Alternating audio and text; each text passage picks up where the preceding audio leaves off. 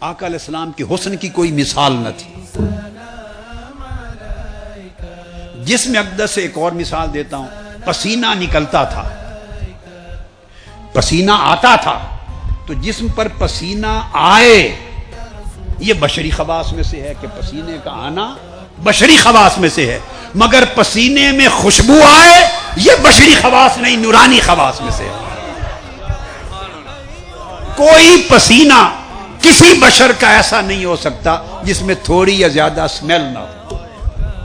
جب پسینہ آئے گا بھلے جسم میں ہو، بغل میں ہو، کہیں ہو یا کپڑوں پہ جائے تو اس میں سمیل آئے گی، یہ بشری خواص ہے.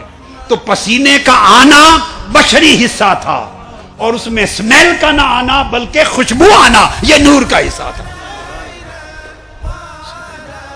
آپ سمجھیں بات؟ کس طرح دو چیزیں جمع تھی، کس طرح دو چیزیں جمع تھی. اور جو خوشبو آتی پسینہ مبارک سے وہ خوشبو لگائے بغیر آتی.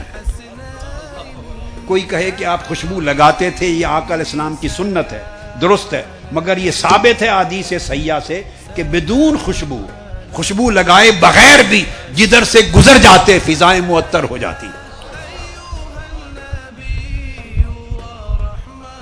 ٹھیک ہے، یہ اس نقطے پر چونکہ پھر ارتکاز نہیں کر رہا، ورنہ پھر ساری رات اسی ایک نقطے پہ وضاحت کرنے لگے تو پتہ نہیں 2 راتیں گزر جائیں ایک نقطے پر.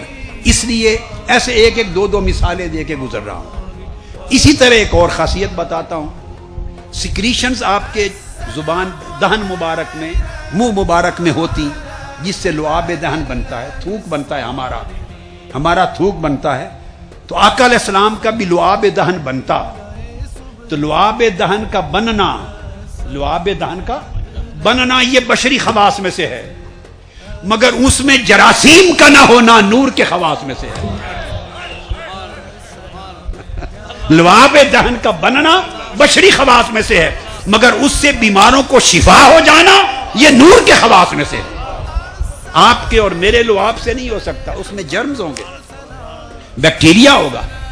تو بیکٹیریا کہاں چلے گئے؟ وہ نور میں گم ہو گئے. لعاب دہن بنا یہ بشری خواص ہے، اور بیکٹیریا نہیں ہوئے، شفا آ گئی، یہ نور، عالم نور کے خواص میں سے.